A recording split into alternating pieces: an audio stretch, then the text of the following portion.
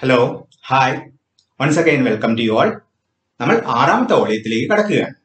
കഴിഞ്ഞ 5 ഓളിയങ്ങളിൽ ഒന്നാമത്തെ യൂണിറ്റിലെ ഭൂരിഭാഗം പാഠഭാഗങ്ങൾ നമ്മൾ പഠിച്ചു പൂർത്തിയാക്കി. പഠിപ്പിച്ചത് എല്ലാവർക്കും മനസ്സിലായി കാണുമെന്ന് വിചാരിക്കുന്നു. ഈ പ്രത്യേക സാഹചര്യത്തിൽ എല്ലാവരും വീട്ടിലിരുന്ന് പഠിപ്പിക്കുന്ന പാഠഭാഗങ്ങൾ നല്ലതുപോലെ പഠിക്കുക. നമ്മൾക്കിന്ന് മറ്റൊരു പ്രധാന ടോപ്പിക് പഠിക്കാം. Parental administration of medications. Injections അല്ലെങ്കിൽ ഇൻഫ്യൂഷൻസ് വഴി മരുന്നുകൾ നൽകുന്നതിനാണ് നമ്മൾ parenteral administration of medications എന്ന് പറയുന്നത്. Administration of parenteral medicine is an invasive procedure and it must be performed under a strict aseptic techniques. സാധാരണയായി ശരീരത്തിനുള്ളിലേക്ക് തൊലി മുറിച്ചോ അല്ലെങ്കിൽ തുളച്ചോ ഒരു ഉപകരണം കടത്തുന്ന പ്രക്രിയയാണ് ഇൻവേസീവ് പ്രൊസീജിയർ എന്ന് പറയുന്നത്. ഇവിടെ നമ്മൾ ഒരു സൂചിയോ കത്തീറ്ററോ ശരീരത്തിലേക്ക് കടത്തി മരുന്നുകൾ നൽകുകയാണ്. അതിനാൽ കർശനമായിട്ടുള്ള അണുവിമുക്തമായ അന്തരീക്ഷത്തിൽ അതിനുള്ള എല്ലാ നടപടിക്രമങ്ങളും പാലിച്ച് മാത്രമേ ഇഞ്ചക്ഷൻ നൽകാനായിട്ട് കഴിയത്തുള്ളൂ. പാരന്റൽ റൂട്ട് വഴി മരുന്ന് കൊടുക്കുമ്പോൾ വളരെ പെട്ടെന്ന് തന്നെ നമുക്ക് അതിന്റെ ഫലം കിട്ടുകയും ചെയ്യുന്നു. നമുക്ക് അതിനെക്കുറിച്ച് കൂടുതൽ പഠിക്കാം. Parental Roots of drug administration. Parental administration is injection or infusion by means of a needle or catheter inserted into the body. ശരീരത്തിൽ കടത്തിവെച്ചിട്ടുള്ള ഒരു സൂചിയുടെയോ അല്ലെങ്കിൽ കത്തീറ്റർ എന്ന് പറയുന്നത് ഒരു പൊള്ളയായിട്ടുള്ള ട്യൂബിനെയാണ് നമ്മൾ കത്തീറ്റർ എന്ന് പറയുന്നത്. അത് മെഡിക്കൽ ഗ്രേഡ് മെറ്റീരിയൽ കൊണ്ട് നിർമ്മിച്ചതായിരിക്കും.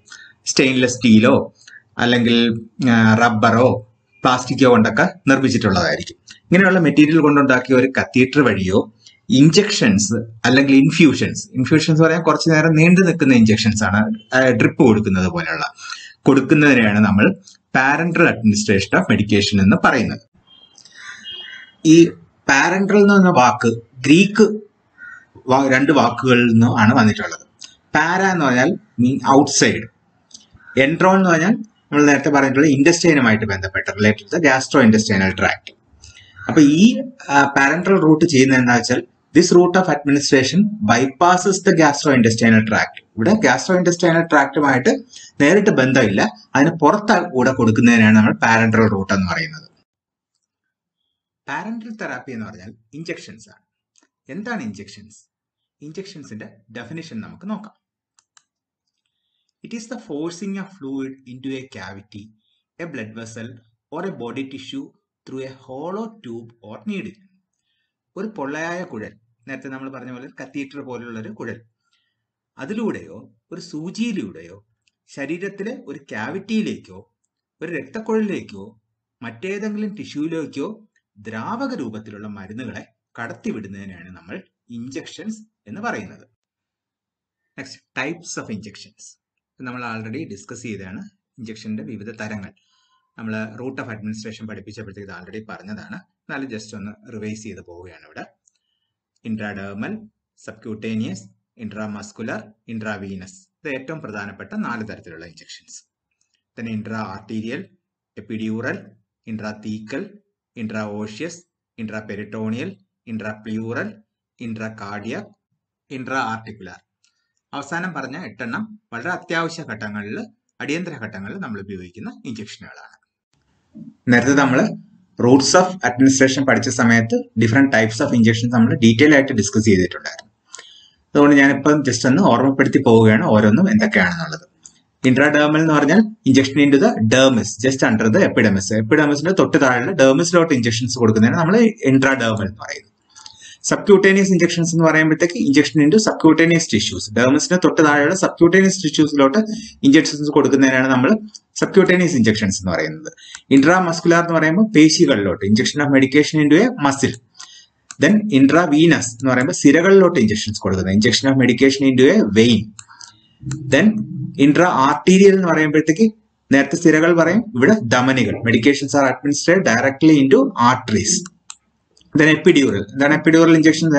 Medications are administered in the epidural space. ഡ്യൂറമാറ്റിനോ അരക്നോയിഡ് മാറ്റിനോ ഇടയിലുള്ള എപ്പിഡ്യൂറൽ സ്പേസിലോട്ട് ഇഞ്ചക്ഷൻസ് കൊടുക്കുന്നതാണ് എപ്പിഡ്യൂറൽ ഇഞ്ചക്ഷൻസ് എന്ന് പറയുന്നത്. ഇൻട്രാതീക്കൽ ഇഞ്ചക്ഷൻ എന്ന് പറയാൻ അരക്നോയിഡ് മാറ്റിനും പയമാറ്റിനും ഇടയിലൂടെ സബരക്നോയിഡ് സ്പേസിലോട്ട് ഇഞ്ചക്ഷൻസ് കൊടുക്കുന്നതിന് നമ്മൾ ഇൻട്രാതീക്കൽ അല്ലെങ്കിൽ ബ്രെയിനിന്റെ വെൻട്രിക്കിൾസിലോട്ട് ഇഞ്ചക്ഷൻസ് കൊടുക്കുന്നതിന് നമ്മൾ ഇൻട്രാതീക്കൽ ഇഞ്ചക്ഷൻസ് എന്ന് പറയും.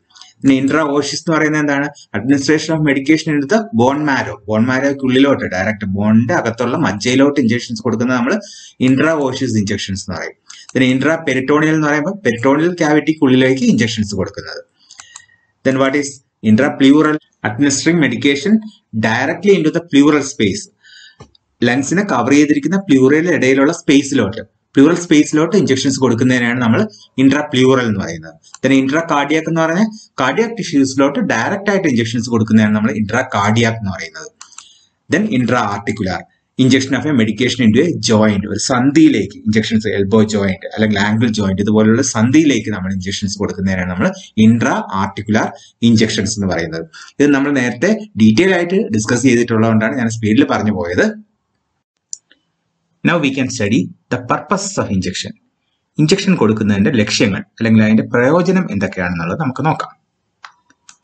First one, to ensure more rapid absorption and action of a drug than that can be achieved orally. വായിലൂടെ കൊടുക്കുമ്പോൾ ലഭിക്കുന്നതിനേക്കാൾ വേഗത്തിൽ മരുന്നുകൾ ശരീരത്തിൽ അബ്സോർവ് ചെയ്യാനും അതിന്റെ പ്രവർത്തനം ഉറപ്പാക്കാനും നമുക്ക് ഇഞ്ചക്ഷനുകൾ വഴി സാധിക്കുന്നു. Second one, to provide needed effect even the patient is unconscious or unable to solo.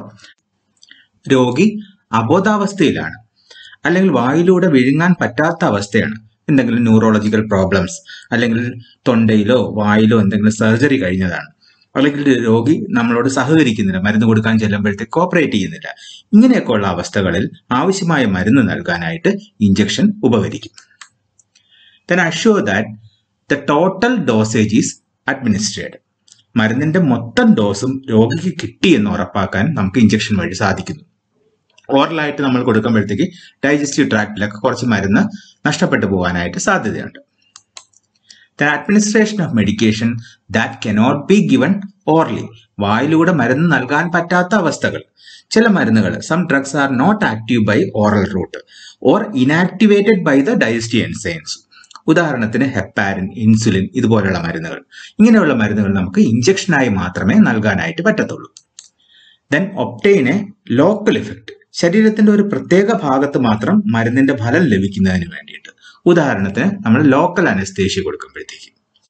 Next one, diagnostic purpose. Schick test, tuberculin test ഇതുപോലുള്ള ടെസ്റ്റുകൾ ചെയ്യുന്നതിന് വേണ്ടിയിട്ട്. then to test allergic condition of drugs. Antibiotics കൊടുക്കുന്നതിന് മുമ്പ്, ആന്റിബയോട്ടിക്സിന്റെ full dose കൊടുക്കുന്നതിന് മുമ്പ് test dose എടുക്കുന്നതിന് വേണ്ടിയിട്ട് നമ്മൾ ഇൻട്രാഡേർമൽ ഇഞ്ചക്ഷൻസ് ആണ് ഉപയോഗിക്കുന്നത്. then to treat local conditions. നേരത്തെ നമ്മൾ ഇൻട്രാ ആർട്ടിക്കുലാർ ഇഞ്ചക്ഷൻസിന്റെ കാര്യം പറഞ്ഞു. ഇപ്പൊ ജോയിന്റ്സിൽ എന്തെങ്കിലും ഒരു ഇൻഫ്ലമേഷൻ വരികയാണെങ്കിൽ ജോയിന്റ് ക്യാവിറ്റിയിലോട്ട് ഹൈഡ്രോകോർട്ടിസോൺ പോലുള്ള ഇഞ്ചക്ഷൻസ് എടുക്കുന്നതിന് വേണ്ടിയിട്ട്.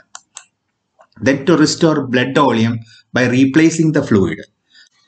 അപകടത്തിലോ അല്ലെങ്കിൽ മറ്റെന്തെങ്കിലും കാരണത്താലോ ശരീരത്തിൽ നിന്നും രക്തം നഷ്ടപ്പെടുകയാണെങ്കിൽ അത് പകരം നൽകുന്നതിനായിട്ട് നമുക്ക് ബ്ലഡ് തന്നെ നമുക്ക് പകരമായിട്ട് നൽകാം, ബ്ലഡ് ട്രാൻസ്ഫ്യൂഷൻ വഴി. കൂടുതൽ മരുന്നുകൾ കൊടുക്കുന്നത് നമ്മൾ ഇൻഫ്യൂഷൻ എന്നാണ് പറയുന്നത്. ബ്ലഡ് കൊടുക്കുമ്പോൾ നമ്മൾ അതിനെ ബ്ലഡ് ട്രാൻസ്ഫ്യൂഷൻ എന്ന് പറയും. ബ്ലഡ് ട്രാൻസ്ഫ്യൂഷൻ വഴി നമുക്ക് ബ്ലഡ് തന്നെ റീപ്ലേസ് ചെയ്യാം. ഇല്ലെങ്കിൽ ഹാർട്ട്മാൻ സൊല്യൂഷൻ പോലുള്ള ഫ്ലൂയിഡ്സ് നമുക്ക് കൊടുക്കാനായിട്ട് പറ്റും. then to give nourishment when cannot take orally. വായിലൂടെ ഭക്ഷണം കഴിക്കാൻ പറ്റാത്ത സമയത്ത് ശരീരത്തിന് ആവശ്യമായിട്ടുള്ള പോഷണം നൽകുന്നതിന് വേണ്ടിയിട്ട്. ഉദാഹരണത്തിന് ടോട്ടൽ പാരന്റൽ ന്യൂട്രീഷൻ, TPN നമ്മൾ ഇൻഫ്യൂഷനായിട്ടാണ് നൽകുന്നത്. Next we can see about the complication of injections. ഒരു ഇഞ്ചക്ഷൻ കൊടുക്കുമ്പോഴത്തേക്ക് ഉണ്ടാകാൻ സാധ്യതയുള്ള സങ്കീർണതകൾ എന്തൊക്കെയാണെന്നുള്ളത് നമുക്ക് നോക്കാം. First one, allergic reactions. Antibiotics, പ്രത്യേകിച്ചും പെൻസിലിൻ പോലുള്ള മരുന്നുകൾ കൊടുക്കുമ്പോഴത്തേക്ക് പലതരത്തിലുള്ള അലർജിക് റിയാക്ഷൻസ് ഉണ്ടാവാനുള്ള സാധ്യതകളുണ്ട്. ഇത് നമുക്ക് ഫുൾ ഡോസ് കൊടുക്കുന്നതിന് മുമ്പ് ഒരു ടെസ്റ്റ് ഡോസ് കൊടുത്തു കഴിഞ്ഞാൽ പ്രിവെന്റ് ചെയ്യാനായിട്ട് പറ്റും. Next one, infection. നമ്മൾ കെയർലെസ് ആയിട്ട് സിറിഞ്ചുകള്, നീഡില് കൊടുക്കുന്ന മരുന്നെല്ലാം ഹാൻഡിൽ ചെയ്ത് കഴിഞ്ഞാൽ ഇഞ്ചക്ഷന്റെ കൂടെ പലതരത്തിലുള്ള ഇൻഫെക്ഷൻസ് കൂടെ രോഗിക്ക് കൊടുക്കാൻ സാധ്യതയുണ്ട്. അതുകൊണ്ട് ഇഞ്ചക്ഷൻസ് കൊടുക്കുന്ന സമയം സ്ട്രിക്റ്റ് ആയിട്ടുള്ള അസെപ്റ്റിക് ടെക്നിക്സ് പാലിച്ചുകൊണ്ട് വേണം ഇഞ്ചക്ഷൻസ് കൊടുക്കാൻ. Next, pyrogenic reactions. അതായത് പ്രൊഡ്യൂസിങ് ഫീവർ, ശരീരത്തിന്റെ ഊഷ്മാവ് വർദ്ധിക്കുന്ന തരത്തിലുള്ള റിയാക്ഷൻസ്. ഉദാഹരണത്തിന് ഒരു രോഗിക്ക് നമ്മൾ IV ഫ്ലൂയിഡ് കൊടുത്തുകൊണ്ടിരിക്കുകയാണ്. പെട്ടെന്ന് ആ രോഗിയുടെ ടെമ്പറേച്ചർ കൂടുന്നുണ്ടെങ്കിൽ നമ്മൾ കൊടുക്കുന്ന ഫ്ലൂയിഡിൽ എന്തെങ്കിലും പൈറജൻസ്, അതായത് പനി ഉണ്ടാക്കാൻ സാധ്യതയുള്ള വസ്തുക്കൾ ഉണ്ടെന്നാണ് അതിനർത്ഥം. അതുകൊണ്ട് നമ്മൾ എപ്പോഴും സ്റ്റെറൈൽ ആയിട്ടുള്ള IV ഫ്ലൂയിഡ്സ് മാത്രമേ രോഗിക്ക് കൊടുക്കാനായിട്ട് പാടുള്ളൂ. Then tissue trauma.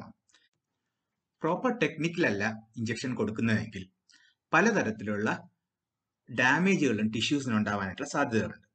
റിപ്പീറ്റഡ് ആയിട്ട് ഒരേ സ്പോട്ടിൽ തന്നെ ഇഞ്ചക്ഷൻ കൊടുത്തു കഴിഞ്ഞാൽ അവിടെ സ്കാർ ഫോർമേഷനുള്ള സാധ്യതയുണ്ട്. ചിലപ്പോൾ പെരിയോസ്റ്റിയത്തിന് ഇഞ്ചുറി ഉണ്ടാവും, ചില നെർവുകൾക്ക് ഇഞ്ചുറി ഉണ്ടാവും. ഇപ്പൊ ഇൻട്രാഗ്ലൂട്ടിയലിൽ ഇഞ്ചക്ഷൻ പ്രോപ്പറായിട്ടല്ല കൊടുക്കുന്നതിനുള്ള ശരിയായ ടെക്നിക്ക് ഉപയോഗിച്ചല്ല കൊടുക്കുന്നുണ്ടെങ്കിൽ സ്കയാറ്റിക് നെർവിന് ഇഞ്ചുറി ഉണ്ടാവാനായിട്ട് സാധ്യതയുണ്ട്. ബ്ലഡ് വെസലിൽ നമ്മൾ ഇഞ്ചക്ഷൻ കൊടുക്കുമ്പോൾ ചിലപ്പോൾ അതിന്റെ വാള് ഇഞ്ചുറി ഉണ്ടാവാനായിട്ട് സാധ്യതയുണ്ട്. ഇങ്ങനെ പ്രോപ്പറായിട്ടുള്ള ടെക്നിക്ക് ഉപയോഗിച്ചില്ലെങ്കിൽ ടിഷ്യൂസിന് പലതരത്തിലുള്ള ഇഞ്ചുറീസും ഉണ്ടാവും.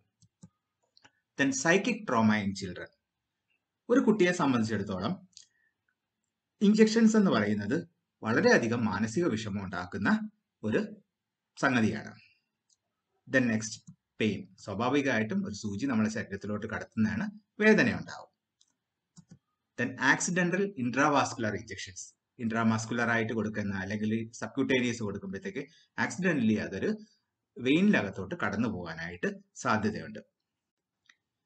ഈ ആക്സിഡന്റൽ ഇൻട്രാവാസ്കുലർ ഇഞ്ചക്ഷൻസ് പ്രിവെന്റ് ചെയ്യുന്നതിന് വേണ്ടിയിട്ട് നമ്മൾ IV ഇഞ്ചക്ഷൻസ് അല്ല എന്നുണ്ടെങ്കിൽ സിറിഞ്ചിന്റെ പ്ലഞ്ചർ ഒന്ന് ബാക്കിലോട്ട് വലിച്ചു നോക്കണം, വിഡ്രോ ചെയ്ത് നോക്കണം. അപ്പോൾ ബ്ലഡ് വരുന്നുണ്ടെങ്കിൽ അതിനർത്ഥം അതൊരു വെയിനകത്താണ് ഇഞ്ചക്ഷൻ കൊടുക്കാൻ പാടില്ല എന്നുണ്ടെങ്കിൽ. ബ്ലഡ് വരുന്നില്ല എന്നുണ്ടെങ്കിൽ മാത്രമേ സബ്ക്യൂട്ടേനിയസ് അല്ലെങ്കിൽ ഇൻട്രാമാസ്കുലർ ഇഞ്ചക്ഷൻസ് കൊടുക്കാനായിട്ട് പാടുള്ളൂ. Next food drop. നേരത്തെ നമ്മൾ പറഞ്ഞു ഗ്ലൂട്ടിയലിലൊക്കെ ഇഞ്ചക്ഷൻ എടുക്കുമ്പോൾ സ്കാറ്റിക് നെർവിന് ഇഞ്ചുറി ഉണ്ടാവാനായിട്ടുള്ള സാധ്യതയുണ്ട്. അങ്ങനെ നെർവിന് ഇഞ്ചുറി ഉണ്ടായിക്കഴിഞ്ഞാൽ ആ കാലുകൾ തന്നെ പാരലൈസ്ഡ് ആയി പോകും. Next air embolism. Air embolism is due to the introduction of air in to the blood vessels. നമ്മൾ ഇഞ്ചക്ഷൻ കൊടുക്കുന്നതിന്റെ കൂട്ടത്തിൽ എയറും കൂടെ ബ്ലഡ് വെസലിനകത്തോട്ട് ഇൻട്രൊഡ്യൂസ് ചെയ്യുന്നതിനാണ് നമ്മൾ എയർ എംബോളിസം എന്ന് പറയുന്നത്. നിങ്ങൾ ശ്രദ്ധിച്ചിട്ടുണ്ടായിരിക്കും, നഴ്സുമാരൊക്കെ ഇഞ്ചക്ഷൻ കൊടുക്കുന്നതിന് തൊട്ട് മുമ്പ് ആ സിറിഞ്ചിൽ ഇങ്ങനെ തട്ടി ആ എയർ എക്സ്പെൽ ചെയ്തതിന് ശേഷം മാത്രമാണ് ഇഞ്ചക്ഷൻസ് കൊടുക്കുന്നത്. ഇല്ലെങ്കിൽ ഇതുപോലെ എയർ എംബോളിസം ഉണ്ടാവുകയും ഈ എയർ ബബിൾ വളരെ ചെറിയ വെയിനിലോ അല്ലെങ്കിൽ ആർട്ടറിയിലോ പോയി അടഞ്ഞിരിക്കാനുള്ള സാധ്യതയുമുണ്ട്. അപ്പൊ അങ്ങോട്ടുള്ള ബ്ലഡ് സപ്ലൈ തന്നെ ബ്ലോക്കായി പോകുന്ന അവസ്ഥ ഉണ്ടാകും. Next over dose and under dose of injections. നമ്മൾ എടുക്കുന്ന മരുന്ന് കൃത്യമായി എടുത്തില്ല എന്നുണ്ടെങ്കിൽ ചിലപ്പോൾ ഡോസ് കൂടി പോവുകയോ അല്ലെങ്കിൽ ഡോസ് കുറഞ്ഞു പോവുകയോ ചെയ്യും. Next errors in administration of medicines. നമ്മൾ ഓറൽ മെഡിസിൻസിലൊക്കെ പഠിച്ചതുപോലെ തന്നെ 3 ചെക്സും 7 റൈറ്റ്സും പാലിച്ച് മെഡിസിൻസ് കൊടുത്തില്ല എന്നുണ്ടെങ്കിൽ തെറ്റായ രോഗിക്ക് തെറ്റായ മരുന്നുകൾ തെറ്റായ സമയത്തൊക്കെ കൊടുക്കുന്നതിനുള്ള സാധ്യതകളുണ്ട്. അതുകൊണ്ട് നമ്മൾ കൃത്യമായിട്ടും 3 ചെക്സും 7 റൈറ്റ്സും പാലിച്ച് വേണം മെഡിസിൻസ് കൊടുക്കുവാനായിട്ടുള്ള ഇഞ്ചക്ഷൻസും കൊടുക്കുവാനായിട്ടുള്ളത്. Then circulatory overload. കുറഞ്ഞ സമയത്തിനുള്ളിൽ കൂടുതൽ ഫ്ലൂയിഡ്സ് ശരീരത്തിനുള്ളിലോട്ട് പോയി കഴിഞ്ഞാൽ നമ്മുടെ ശരീരത്തിലുള്ള ഫ്ലൂയിഡിന്റെ അളവ് കൂടുകയും അതിനാണ് നമ്മൾ സർക്കുലേറ്ററി ഓവർലോഡ് എന്ന് പറയുന്നത്. Then last one serum hepatitis. Improperly sterilised syringes needles ഒക്കെ ഉപയോഗിക്കുകയാണെന്നുണ്ടെങ്കിൽ ബ്ലഡ് വഴി പകരുന്ന രോഗങ്ങളായിട്ടുള്ള ഹെപ്പറ്റൈറ്റിസ് ബി ഇൻഫെക്ഷൻ, HIV പോലുള്ള ഇൻഫെക്ഷൻസുകൾ പകരുന്നതിനുള്ള സാധ്യതയുണ്ട്. അതുകൊണ്ട് സ്ട്രിക്റ്റ് ആയിട്ടുള്ള അസെപ്റ്റിക് ടെക്നിക്സുകൾ പാലിക്കുകയും പ്രോപ്പർലി സ്റ്റെറിലൈസ്ഡ് ആയിട്ടുള്ള സിറിഞ്ചസ് നീഡിൽസ്, ഇപ്പൊ നമ്മൾ ഡിസ്പോസിബിൾ സിറിഞ്ചസ് നീഡിൽസും ഒക്കെയാണ് ഉപയോഗിക്കുന്നത്. പ്രോപ്പർലി സ്റ്റെറിലൈസ്ഡ് ആയിട്ടുള്ള സിറിഞ്ചസ് നീഡിൽസും മറ്റ് എക്യുപ്മെന്റ്സും ഉപയോഗിക്കണം. Drugs and fluids administered. Injection വഴി സാധാരണ കൊടുക്കുന്ന മരുന്നുകളും ഫ്ലൂയിഡ്സും എന്തൊക്കെയാണെന്നുള്ളത് നോക്കാം. Preventive action. അസുഖം വരാതെ നോക്കാനായിട്ട് നമ്മൾ ആന്റി ടോക്സിൻസ് കൊടുക്കും, ടോക്സോയിഡ്സ്, ടെറ്റനസ് ടോക്സോയിഡ് പോലുള്ള മരുന്നുകൾ കൊടുക്കും, വാക്സിൻസ് കൊടുക്കും, ആന്റിബയോട്ടിക്സുകൾ കൊടുക്കും. Diagnostic AIDS. അസുഖം വന്നാൽ അത് കണ്ടുപിടിക്കുന്നതിന് വേണ്ടിയിട്ട് നമ്മൾ ഡൈസ്, ഹിസ്റ്റമിൻസ് ഒക്കെ ഇഞ്ചക്ഷൻ ആയി കൊടുക്കാറുണ്ട്. Then remedial action. അസുഖം വന്നു കഴിഞ്ഞാൽ അതിന്റെ ട്രീറ്റ്മെന്റിന് വേണ്ടിയിട്ട് ആന്റിബയോട്ടിക്സുകൾ നമ്മൾ കൊടുക്കാറുണ്ട്. Then palliative action. പ്രധാനമായിട്ട് നമ്മൾ പെയിൻ കുറയ്ക്കാനായിട്ടുള്ള വേദന സംഹാരികളാണ് കൊടുക്കുന്നത്. Narcotics, sedatives, local anaesthetics, general anaesthetics ഒക്കെ നമ്മൾ പെയിൻ കുറയ്ക്കുന്നതിന് വേണ്ടിയിട്ട് കൊടുക്കും. Then substitution. ശരീരത്തിൽ ഇപ്പോൾ എന്തെങ്കിലും കുറവുണ്ടെങ്കിൽ, ഇപ്പോൾ ഹോർമോൺസ്, ഇൻസുലിന്റെ കുറവുണ്ടെങ്കിൽ നമ്മൾ ഇൻസുലിൻ ഇഞ്ചക്ഷൻ ആയിട്ട് കൊടുക്കും. മിനറൽസ്, വൈറ്റമിൻസ് ഇതിന്റെ കുറവുകൾ ഉണ്ടെങ്കിൽ നമുക്കത് ഇഞ്ചക്ഷൻ ആയിട്ട് കൊടുക്കാനായിട്ട് പറ്റും. ഫ്ലൂയിഡ്സ്, ശരീരത്തിൽ നിന്ന് ജലം നഷ്ടപ്പെട്ടു പോവുകയാണെങ്കിൽ നമുക്ക് IV ഫ്ലൂയിഡ് വഴി ആ ജലം നമുക്ക് തിരിച്ച് റിസ്റ്റോർ ചെയ്യാനായിട്ട് പറ്റും. Commonly used solutions for IV therapy. IV തെറാപ്പിക്ക് അല്ലെങ്കിൽ IV ഫ്ലൂയിഡ് ആയിട്ട് ഇൻട്രാവീനസ് തെറാപ്പിക്ക് വേണ്ടിയിട്ട് നമ്മൾ സാധാരണ ഉപയോഗിക്കുന്ന സൊല്യൂഷൻസ് ഏതൊക്കെ എന്നുള്ളതാണ്. 5% ഗ്ലൂക്കോസ് അല്ലെങ്കിൽ dextrose solution, 10% glucose solution, 25% glucose solution, 50% glucose solution, normal saline അല്ലെങ്കിൽ NS, ഡെക്സ്ട്രോസ് നോമസലൈൻ അല്ലെങ്കിൽ DNS, paediatric glucose saline, sodium lactate solution, Ringer's solution, Hartmann solution. ഇതൊക്കെയാണ് നമ്മൾ സാധാരണ രീതിയിൽ IV ഫ്ലൂയിഡ് ആയിട്ട് ഉപയോഗിക്കുന്ന അല്ലെങ്കിൽ IV തെറാപ്പിക്ക് വേണ്ടിയിട്ട് ഉപയോഗിക്കുന്ന സൊല്യൂഷൻസ്. 7 rights of injections. നേരത്തെ നമ്മൾ 7 റൈറ്റ്സ് എന്താണ് പഠിച്ചിട്ടുണ്ട്. ഇഞ്ചക്ഷൻസ് കൊടുക്കുന്ന സമയത്തും പേഷ്യന്റിന്റെ സേഫ്റ്റിക്ക് വേണ്ടിയിട്ട് ആ 7 റൈറ്റ്സ് നമ്മൾ പാലിക്കേണ്ടതായിട്ടുണ്ട്. അതെന്തൊക്കെയാണെന്നുള്ളത് നമുക്കൊന്ന് റിവൈസ് ചെയ്യാം. Right client, right medicine, right time, right dose, right route, right form, right documentation. ഇത് വിശദമായി നമ്മൾ ആൾറെഡി പഠിച്ചു കഴിഞ്ഞു. അസെപ്സിസിനെ കുറിച്ച് നമ്മൾ ഫസ്റ്റ് ഇയറിൽ പഠിച്ചിട്ടുണ്ട്. രോഗത്തിന് കാരണമായിട്ടുള്ള രോഗാണുക്കൾ ഇല്ലാത്ത അവസ്ഥയാണ് നമ്മൾ അസെപ്സിസ് എന്ന് പറയുന്നത്. നമ്മൾ ഇഞ്ചക്ഷൻസിന്റെ കോംപ്ലിക്കേഷൻസ് പറഞ്ഞ കൂട്ടത്തിൽ നമ്മൾ പറഞ്ഞിട്ടുണ്ടായിരുന്നു. ഇഞ്ചക്ഷന്റെ ഒരു കോംപ്ലിക്കേഷനാണ് ഇൻഫെക്ഷൻ. പ്രോപ്പറായിട്ടുള്ള അസെപ്റ്റിക് ടെക്നിക്സ് പാലിച്ചില്ല എന്നുണ്ടെങ്കിൽ ഇഞ്ചക്ഷൻ കൊടുക്കുമ്പോൾ പലതരത്തിലുള്ള ഇൻഫെക്ഷൻ കൂടെ നമ്മൾ പേഷ്യന്റിന് കൊടുക്കാനായിട്ട് കാരണമാകും. അതുകൊണ്ട് എങ്ങനെ നമുക്ക് ഇൻഫെക്ഷൻ പ്രിവെന്റ് ചെയ്തുകൊണ്ട് അല്ലെങ്കിൽ രോഗത്തിന് കാരണമായിട്ടുള്ള രോഗാണുക്കൾ ഇല്ലാത്ത രീതിയിൽ ഇഞ്ചക്ഷൻസ് കൊടുക്കാമെന്ന് നമുക്ക് നോക്കാം. First one, sterile syringes and needles. എപ്പോഴും നമ്മൾ ഇഞ്ചക്ഷൻ കൊടുക്കുമ്പോഴും നമ്മൾ ഇഞ്ചക്ഷൻ കൊടുക്കുന്ന സിറിഞ്ചസും നീഡിൽസും സ്റ്റെറൈൽ ആയിരിക്കണം. ഇപ്പോഴും നമ്മൾ ഡിസ്പോസിബിൾ സിറിഞ്ചസും നീഡിൽസും ആണ് ഉപയോഗിക്കുന്നത്. Freshly distilled and sterile water for injections. നമുക്ക് പൗഡർ ഫോമിലൊക്കെ ഉള്ള മെഡിക്കേഷൻസ് കിട്ടുമ്പോഴത്തേക്ക് അതിന് നമ്മൾ ഫ്ലൂയിഡ് ഫോമിലാക്കാൻ അത് അലിയിക്കുന്നതിന് വേണ്ടിയിട്ട് നമ്മൾ ഫ്രഷ്ലി ഡിസ്റ്റിൽഡ് ആയിട്ടുള്ള വാട്ടർ അല്ലെങ്കിൽ സ്റ്റെറൈൽ വാട്ടർ വേണം ഉപയോഗിക്കാനായിട്ട്. ഇപ്പോൾ നമ്മൾ കൂടുതലും സ്റ്റെറൈൽ വാട്ടർ മാത്രമേ അതിന് വേണ്ടിയിട്ട് ഉപയോഗിക്കാറുള്ളൂ. Drugs used for injection should be sterile. നേരത്തെ പറഞ്ഞ കണക്ക് സ്റ്റെറൈൽ വാട്ടർ മാത്രം ഉപയോഗിച്ചാൽ പോരെ, അല്ലെങ്കിൽ സ്റ്റെറൈൽ സൊല്യൂഷൻ മാത്രം ഉപയോഗിച്ചാൽ പോരെ, നമ്മൾ ഉപയോഗിക്കുന്ന മരുന്നും സ്റ്റെറൈൽ ആയിരിക്കണം. Handle the drugs and equipment used for injections with aseptic technique. നമ്മൾ ഇഞ്ചക്ഷൻ കൊടുക്കാനായിട്ട് ഉപയോഗിക്കുന്ന മരുന്നും നമ്മൾ ഇഞ്ചക്ഷൻ കൊടുക്കാനായിട്ട് ഉപയോഗിക്കുന്ന സിറിഞ്ച്, നീഡിൽ അതുപോലുള്ള എക്യുപ്മെന്റ്സും അസെപ്റ്റിക് ടെക്നിക്സ് ഉപയോഗിച്ച് വേണം ഹാൻഡിൽ ചെയ്യാനായിട്ടുള്ള. ഹാൻഡ് വാഷിംഗ് പോലുള്ള ടെക്നിക്സ് ഉപയോഗിച്ച് വേണം നമ്മൾ ഹാൻഡിൽ ചെയ്യാനായിട്ടുള്ളത്. Clean the injection site with antiseptics. നമ്മൾ പലതരത്തിലുള്ള ഇഞ്ചക്ഷനുകൾക്ക് പല സൈറ്റിലാണ് ഇഞ്ചക്ഷൻസ് കൊടുക്കുന്നത്. ഏത് സൈറ്റിലാണോ ഇഞ്ചക്ഷൻസ് കൊടുക്കുന്നത് ആ സൈറ്റ് ആന്റിസെപ്റ്റിക് സൊല്യൂഷൻ, ബീറ്റാഡിൻ അല്ലെങ്കിൽ സ്പിരിറ്റ് പോലുള്ള ആന്റിസെപ്റ്റിക് സൊല്യൂഷൻ ഉപയോഗിച്ച് ക്ലീൻ ചെയ്തതിന് ശേഷം മാത്രമേ ഇഞ്ചക്ഷൻസ് കൊടുക്കുവാനായിട്ട് പാടുള്ളൂ. Protect the injections and the equipment during the transportation of the injections to the client. നമ്മൾ നഴ്സിംഗ് സ്റ്റേഷനിലോ അല്ലെങ്കിൽ പ്രിപ്പറേഷൻ റൂമിലോ വെച്ച് ഇഞ്ചക്ഷൻസ് പ്രിപ്പയർ ചെയ്തതിന് ശേഷം അത് രോഗിയുടെ അടുത്തോട്ട് കൊണ്ടുപോകുമ്പോഴത്തേക്ക് ഈ ഇഞ്ചക്ഷൻസും അതിനുപയോഗിക്കുന്ന എക്യുപ്മെന്റ്സും അൺസ്റ്റെറൈൽ ആവാതെ പ്രൊട്ടക്ട് ചെയ്ത് ഒരു സ്റ്റെറൈൽ ട്രേക്കകത്ത്, ഇഞ്ചക്ഷൻ ട്രേക്കകത്ത് വെച്ച് സേഫായി വേണം നമ്മൾ കൊണ്ടുപോകാനായിട്ട്, ട്രാൻസ്പോർട്ട് ചെയ്യാനായിട്ട് ഉള്ളത്. Selection of equipment for injections. നമ്മൾ പലതരത്തിലുള്ള ഇഞ്ചക്ഷനുകളെ കുറിച്ച് പഠിച്ചു. ഓരോ തരത്തിലുള്ള ഇഞ്ചക്ഷൻസ് എടുക്കുന്നതിന് വേണ്ടിയിട്ടും പല അളവിലും പല വലിപ്പത്തിലും പല രീതിയിലുമുള്ള സിറിഞ്ചുകളും നീഡിലുകളുമാണ് നമ്മൾ ഉപയോഗിക്കുന്നത്. Syringes. Syringes are of 2 types, disposable and reusable. 2 തരത്തിലുള്ള സിറിഞ്ചുകളാണുള്ളത്.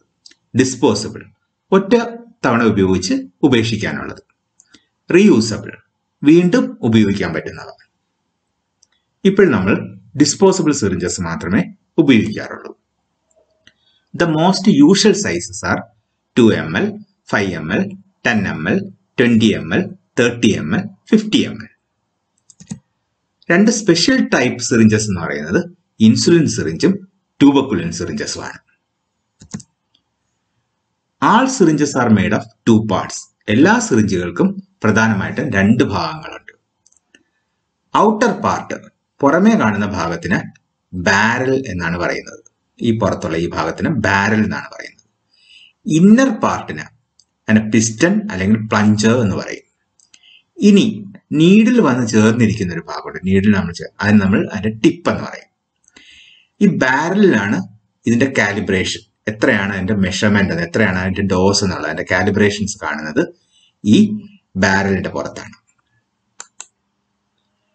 The scale on the insulin syringe is marked in units according to the concentration of the insulin being used. Example, U40, U80. There will be 40 or 80 divisions in 1 cc. നേരത്തെ നമ്മൾ പറഞ്ഞു insulin syringes, ട്യൂബക്കുലിൻ syringes ഒക്കെ special type syringes ആണെന്ന്. ഇൻസുലിന്റെ concentration അനുസരിച്ച്, ഇൻസുലിന്റെ concentration U40, U80, U100 എന്നൊക്കെ ആയിരിക്കും. അതിനനുസരിച്ചിട്ടുള്ള division ആയിരിക്കും നമ്മുടെ ഇൻസുലിൻ സിറിഞ്ചിൽ കാണുന്നത്. ഇതുപോലെ 1 ml എന്ന് പറഞ്ഞാൽ 40 യൂണിറ്റ്സ്, അല്ലെങ്കിൽ 1 ml എന്ന് പറഞ്ഞാൽ 80 യൂണിറ്റ്സ്, അങ്ങനെയുള്ള ഡിവിഷൻ ആയിരിക്കും ഇൻസുലിൻ സിറിഞ്ചസിൽ കാണുന്നത്. The tuberculin syringe is a long, narrow syringe marked in tens and hundreds of a cubic centimeter. ഈ പടത്തിൽ കാണിച്ചിരിക്കുന്ന പോലെ ട്യൂബക്കുലിൻ സിറിഞ്ച് എന്ന് പറഞ്ഞാൽ നീളമുള്ളതും വണ്ണം കുറഞ്ഞതുമായിട്ടുള്ള സിറിഞ്ചാണ്. അതിന്റെ മാർക്കിംഗ് എന്ന് പറയുന്നത് 1 cc ആണ് അതിന്റെ അളവ്. അതിന്റെ മാർക്കിംഗ് എന്ന് പറയുന്നത് ഈ 1 cc-യെ 10 മെയിൻ മാർക്കിംഗ് ആയിട്ട് ഡിവൈഡ് ചെയ്തിരിക്കുന്നു. മെയിൻ മാർക്കിംഗ് ഇവിടെ കാണാം, 10 മെയിൻ മാർക്കിംഗ് ആയിട്ട് ഡിവൈഡ് ചെയ്തിട്ടുണ്ട്. ഈ ഓരോ മെയിൻ മാർക്കിങ്ങിനെയും വീണ്ടും 10 ആയിട്ട് ഡിവൈഡ് ചെയ്തിരിക്കുന്നു. അതായത് മൊത്തം 100 ഡിവിഷൻസ് ആയിട്ട് ഡിവൈഡ് ചെയ്തിരിക്കുന്ന മാർക്കിംഗ് ആണ് ഇതിനകത്തുള്ളത്. അത്രയും ചെറിയ അളവിലുള്ള മരുന്ന്, പ്രത്യേകിച്ച് നമ്മൾ ടെസ്റ്റ് ഡോസ് ഒക്കെ എടുക്കുന്നതിന് വേണ്ടി, അല്ലെങ്കിൽ ടെസ്റ്റ് ട്യൂബക്കുലിൻ ടെസ്റ്റ് പോലുള്ള ഇത് ചെയ്യാനായിട്ട് അപ്പൊ കുറഞ്ഞ അളവിലുള്ള മരുന്ന് മതി. അപ്പൊ അത് എടുക്കുന്നതിന് വേണ്ടിയുള്ള സൗകര്യത്തിനായിട്ടാണ് ഇങ്ങനെ ഏറ്റവും മൈന്യൂട്ട് ആയിട്ടുള്ള കാലിബ്രേഷൻസ് ഇത് കൊടുത്തിരിക്കുന്നത്. Now we can see about needles. Needles are made up of steel or other metals and are available in 2 varieties, disposable and reusable. Needles പ്രധാനമായിട്ടും സ്റ്റീൽ അല്ലെങ്കിൽ മറ്റേതെങ്കിലും മെറ്റൽ കൊണ്ട് ഉണ്ടാക്കിയതായിരിക്കും. നമ്മൾ നേരത്തെ സിറിഞ്ചിന്റെ കാര്യത്തിൽ പറഞ്ഞതുപോലെ തന്നെ നീഡിൽസും 2 വെറൈറ്റീസിലാണുള്ളത്, ഡിസ്പോസിബിളും റീയൂസബിൾ. ഡിസ്പോസിബിൾ എന്ന് പറയുമ്പോൾ ഒറ്റ ഉപയോഗം, അതിനുശേഷം ഉപേക്ഷിക്കേണ്ടത്. റീയൂസബിൾ നമുക്ക് വീണ്ടും ഉപയോഗിക്കാൻ പറ്റുന്നത്. ഇപ്പോൾ നമ്മൾ ഡിസ്പോസിബിൾ നീഡിൽസ് ആണ് ഉപയോഗിക്കുന്നത്. A needle has 2 parts, the hub and the shaft. ഈ പടത്തിൽ കാണിച്ചിരിക്കുന്നത് പോലെ ഒരു നീഡിലിന് പ്രധാനമായും 2 ഭാഗങ്ങളാണുള്ളത്. ഹബ്, സിറിഞ്ചിനോട് സിറിഞ്ചിന്റെ ടിപ്പിൽ ചേർത്ത് വയ്ക്കുന്ന ഭാഗത്തിനാണ് നമ്മൾ ഹബ് എന്ന് പറയുന്നത്. ആ മെറ്റൽ പോർഷന് അതിന് നമ്മൾ ഷാഫ്റ്റ് എന്ന് പറയും. The hub of the needle fits tightly into the syringe. The shaft of the needle goes into the tissues during the ingestion of the medicine. നമ്മൾ മെഡിസിൻ രോഗിയിലോട്ട് കുത്തിവയ്ക്കുമ്പോഴത്തേക്ക് ടിഷ്യൂസിലോട്ട് കയറി പോകുന്ന ഭാഗമാണ് shaft. The slanting of the shaft containing the opening is called the bevel. സുഷിരമുള്ള ഷാഫ്റ്റിന്റെ ചരിഞ്ഞ ഭാഗത്തിന് നമ്മൾ bevel എന്ന് പറയുന്നു. Shaft length varies from 3/8 to 2 inches. ഷാഫ്റ്റിന്റെ നീളം 3/8 inches മുതൽ 2 inches വരെ ആകാം. The outside diameter is measured by gauge. ഈ ഷാഫ്റ്റിന്റെ ബാഹ്യവ്യാസം അളക്കുന്ന യൂണിറ്റ് ആണ് gauge. The diameter sizes of the needles are indicated by numbers 14 to 27. 14 മുതൽ 27 ഗോജ് വരെയുള്ള നീഡിൽസ് ആണ് സാധാരണ കാണുന്നത്. The higher the gauge number, the smaller is the diameter of the needle. ഇതാണ് ശ്രദ്ധിക്കേണ്ട ഒരു കാര്യം. ഗോജ് നമ്പർ കൂടുന്നതനുസരിച്ച് നീഡിലിന്റെ ഷാഫ്റ്റിന്റെ ഡയമീറ്റർ കുറഞ്ഞു വരികയാണ് ചെയ്യുന്നത്. നമുക്കിവിടെ പിക്ചർ ശ്രദ്ധിക്കാം. ഇവിടെ കാണിച്ചിരിക്കുന്ന പടം നമുക്ക് നോക്കാം. ഗോജിന്റെ സൈസ് കൂടുന്നതനുസരിച്ച് ഷാഫ്റ്റിന്റെ ബാഹ്യവ്യാസം കുറയുകയാണ്. ഇനി ഇത് കൂടാതെ ശ്രദ്ധിക്കേണ്ട ഒരു കാര്യമുണ്ട്. ഇന്റർനാഷണലി ആക്സെപ്റ്റഡ് കളർ കോഡ് അനുസരിച്ചിട്ട് നമുക്ക് ഈ നീഡിൽസിന്റെ ഗോജ് തിരിച്ചറിയാനായിട്ട് പറ്റും. ഹബിന്റെ നിറം നോക്കി നമുക്ക് ഏത് ഗോജ് നീഡിലാണെന്നുള്ളത് അറിയാം. ഇപ്പൊ ഈ ആദ്യം കാണിച്ചിരിക്കുന്നത് ഒലിവ് കളറിലുള്ള നീഡിലാണ്, 14 ഗോജ്. 15 ഗോജ് ആകുമ്പോൾ അത് ആംബർ കളർ ഹബാണ്. 16 ഗോജ് നീഡിലിന്റെ ഹബ് ഗ്രേ കളറാണ്. 18 ഗോജ് നീഡിലിന്റെ ഹബ് ഗ്രീൻ കളറാണ്. 20 ഗോജിന്റെ ഹബ്ബ് പിങ്ക് കളറാണ്. 21 ഗോജ് നീഡിലിന്റെ ഹബ്ബ് പർപ്പിൾ കളറാണ്. 22 ഗോജ് നീഡിലിന്റെ കളറ് ബ്ലൂ ആണ്. 23 ഗോജിന്റെ ഹബ്ബ് ഓറഞ്ച് കളറാണ്. 25 ഗോജിന്റെ റെഡ് കളർ ഹബ്ബാണ്. 27ന്റെ വൈറ്റ് കളർ ഹബ്ബാണ്. ഇങ്ങനെ ഇത് ഇന്റർനാഷണലി അക്സെപ്റ്റഡ് കളറാണ്. ലോകത്ത് എവിടെ ചെന്നാലും ഈ ഹബിന്റെ കളർ നോക്കി നമുക്ക് നീഡിലിന്റെ ഗോജ് തിരിച്ചറിയാനായിട്ട് പറ്റും.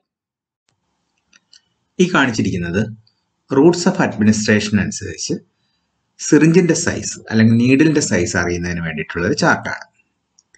നമുക്ക് ഇൻട്രാഡേർമൽ ഇഞ്ചക്ഷൻസ് ആണെന്നുണ്ടെങ്കിൽ 1 ml സൈസുള്ള സിറിഞ്ചാണ് നമ്മൾ ഉപയോഗിക്കുന്നത്. അതിന്റെ കാലിബ്രേഷൻസ് തമ്മിലുള്ള ഇന്റർവെൽ എന്ന് പറയുന്നത് 0.01 ml ആയിരിക്കും. സാധാരണ രീതിയിൽ നമ്മൾ ട്യൂബർക്കുലിൻ സിറിഞ്ചാണ് ഇൻട്രാഡേർമൽ ഇഞ്ചക്ഷൻസ് എടുക്കുന്നതിന് വേണ്ടിയിട്ട് ഉപയോഗിക്കുന്നത്. അതിന്റെ നീഡിലിന്റെ സൈസ് എന്ന് പറയുന്നത് 26 or 27 ഗോജ് ആയിരിക്കും. നിങ്ങൾക്കറിയാം, നമ്മൾ പഠിച്ചു, ഗോജ് കൂടുന്നതിനനുസരിച്ച് നീഡിലിന്റെ സൈസ് ചെറുതായിരിക്കും. അതിന്റെ നീളം 3/8 to 5/8 ഇഞ്ചാണ്. ഇനി സബ്ക്യൂട്ടേനിയസ് ഇഞ്ചക്ഷൻസ് എടുക്കുന്നതിന് നമ്മൾ ഇൻസുലിൻ സിറിഞ്ച് ഉപയോഗിക്കാറുണ്ട്. 1 ml സൈസിലുള്ള ഇൻസുലിൻ സിറിഞ്ച്. അതിന്റെ കാലിബ്രേഷൻ എന്ന് പറഞ്ഞാൽ സാധാരണ രീതിയിൽ ഇൻസുലിന്റെ കോൺസെൻട്രേഷൻ അനുസരിച്ചായിരിക്കും. U40, U80. ഇപ്പം 1 ml എന്ന് പറഞ്ഞാൽ 40 യൂണിറ്റ്സിന് ഈക്വലന്റ് ആയിട്ടോ അല്ലെങ്കിൽ 1 ml എന്ന് പറഞ്ഞാൽ 80 യൂണിറ്റ്സിന് ഈക്വലന്റ് ആയിട്ടോ ആയിട്ടുള്ള സിറിഞ്ചുകളാണ് നമുക്ക് കിട്ടുന്നത്. അതോടൊപ്പം തന്നെ 2 to 3 ml സൈസിലുള്ള സിറിഞ്ചുകൾ നമ്മൾ സബ്ക്യൂട്ടേനിയസ് ഇഞ്ചക്ഷൻസ് എടുക്കുന്നതിന് ഉപയോഗിക്കാറുണ്ട്. അതിന്റെ കാലിബ്രേഷൻ്റെ തമ്മിലുള്ള ഇന്റർവെൽ എന്ന് പറഞ്ഞാൽ 0.1 ml ആയിരിക്കും. നീഡിൽ സൈസ് എന്ന് പറഞ്ഞാൽ ഇത് രണ്ടിനും നീഡിൽ സൈസ് 25 ഗോജ് ആയിരിക്കും. 1/2 to 5/8 ഇഞ്ചാണ് അതിന്റെ ലെങ്ത്. ഇനി ഇൻട്രാമസ്കുലർ ഇഞ്ചക്ഷൻ എടുക്കുന്നതിന് നമ്മൾ 2 ml സിറിഞ്ച് അല്ലെങ്കിൽ 5 ml സിറിഞ്ച് നമ്മൾ ഉപയോഗിക്കും. കാലിബ്രേഷൻസ് തമ്മിലുള്ള ഇന്റർവെൽ എന്ന് പറഞ്ഞാൽ 0.2 ml ആയിരിക്കും. നീഡിലിന്റെ സൈസ് എന്ന് പറഞ്ഞാൽ 21, 22, 23 ഗോജ് നീഡിൽ നമ്മൾ ഉപയോഗിക്കാറുണ്ട്. അതിന്റെ ലെങ്ത് 1 to 2 ഇഞ്ചസ് ആയിരിക്കും. ഇൻട്രാവീനസ് ഇഞ്ചക്ഷന്റെ സിറിഞ്ചിന്റെ സൈസ് എന്ന് പറഞ്ഞാൽ എത്ര എമൗണ്ട് ആണോ നമ്മൾ ഫ്ലൂയിഡ് കൊടുക്കാൻ പോകുന്നത്. ഇപ്പോൾ 5 ml ഫ്ലൂയിഡ് ആണെങ്കിൽ 5 ml സിറിഞ്ച്, 10 ml ഫ്ലൂയിഡ് ആണെങ്കിൽ 10 ml സിറിഞ്ച്, അങ്ങനെ എത്ര ml ആണോ നമ്മൾ ഫ്ലൂയിഡ് കൊടുക്കാൻ പോകുന്നത് ആ ഫ്ലൂയിഡിനനുസരിച്ചായിരിക്കും നമ്മളെ സിറിഞ്ചിന്റെ സൈസ്. നീഡിലിന്റെ സൈസ് എന്ന് പറഞ്ഞാൽ 18 to 21 ഗോജ് നീഡിലാണ് സാധാരണ ഇൻട്രാവീനസ് ഇഞ്ചക്ഷൻസ് കൊടുക്കാനായിട്ട് ഉപയോഗിക്കുന്നത്. Length 1 to 2 inches. Medication forms for administration by parenteral route. ഇത് നമ്മൾ ആൾറെഡി ഡിസ്കസ് ചെയ്ത ഒരു പോർഷനാണ്. ഒന്ന് റിവൈസ് ചെയ്യുന്നുള്ളതേ ഉള്ളൂ. ഇഞ്ചക്ഷൻ ആയിട്ട് കൊടുക്കാൻ പറ്റുന്ന മെഡിക്കേഷൻ ഫോംസ് ഏതൊക്കെയെന്നുള്ളതാണ്, മെഡിസിൻ പ്രിപ്പറേഷൻസ് ഏതൊക്കെയെന്നുള്ളതാണ് ഇനി നമ്മൾ പറയാനായിട്ട് പോകുന്നത്. First one, solution. Sterile preparation that contains water with 1 or more dissolved compounds. അണുയുക്തമാക്കിയ വെള്ളത്തിൽ അലിയിച്ച 1 or അതിലധികമോ മരുന്നുകളാണ് നമ്മൾ സൊല്യൂഷൻസിൽ വരുന്നത്. അത് ഇതുപോലുള്ള ആംബ്യൂളുകളിലോ വയലുകളിലോ ലഭ്യമായിരിക്കും. Next is powder. Sterile particles of medications.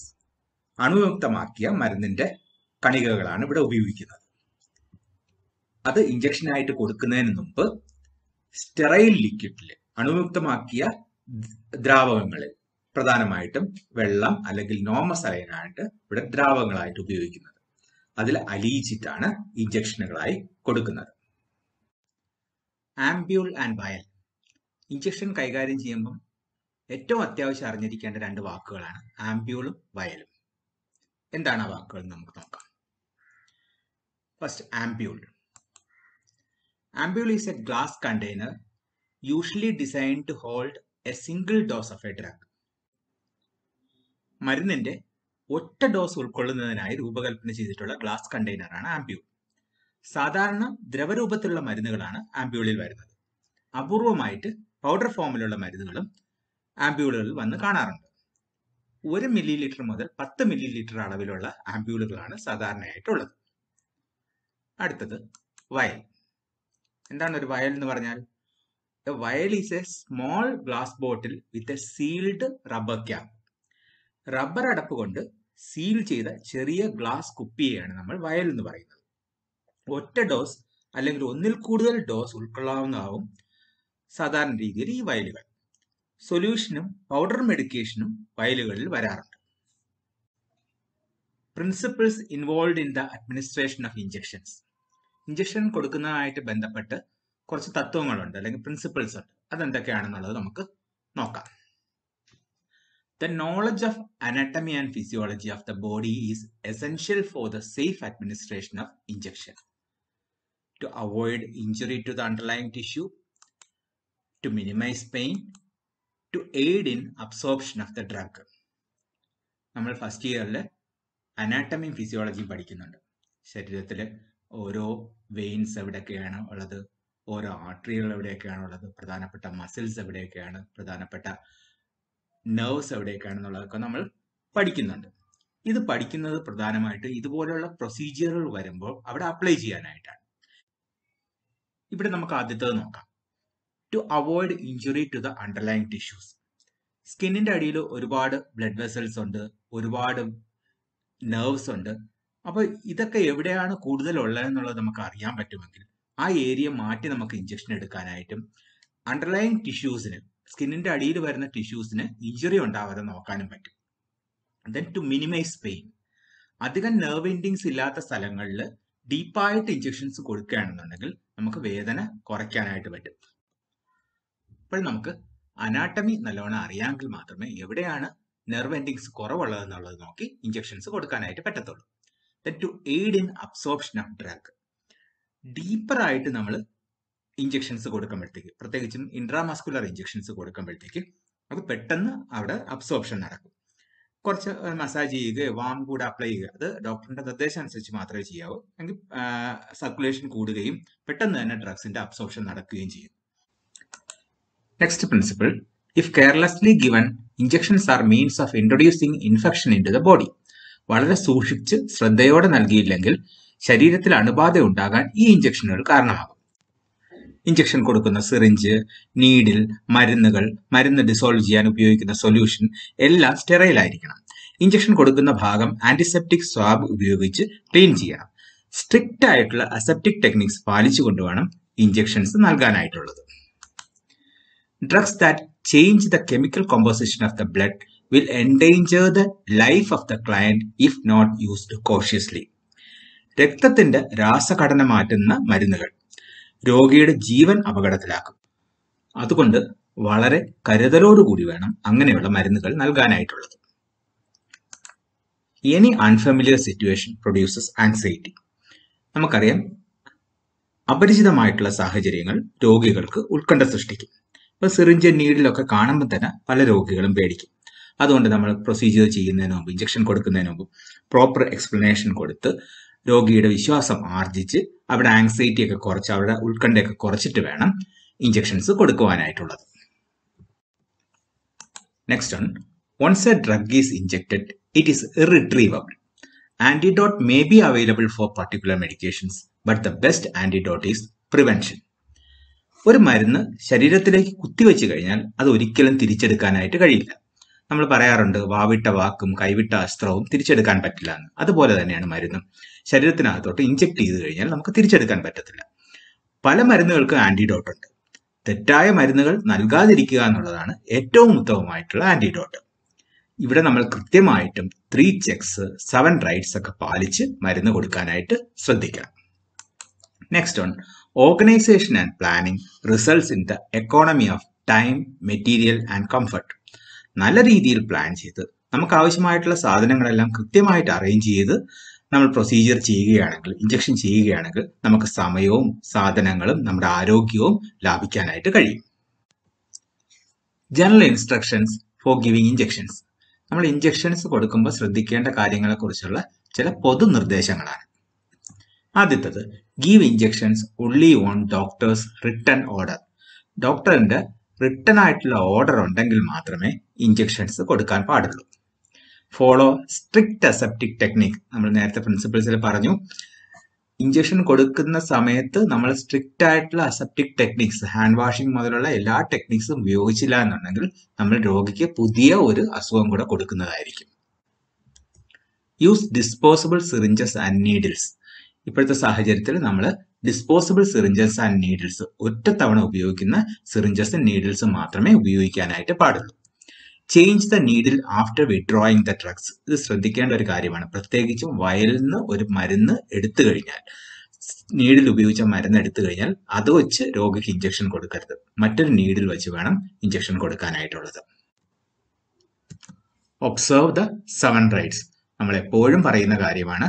എപ്പോഴും പേഷ്യന്റിന്റെ സേഫ്റ്റിക്ക് വേണ്ടിയിട്ട് 3 ചെക്സും 7 റൈറ്റ്സും ഏത് മരുന്ന് കൊടുക്കുന്ന സമയത്ത് നമ്മൾ ഒബ്സർവ് ചെയ്യേണ്ടതാണ്.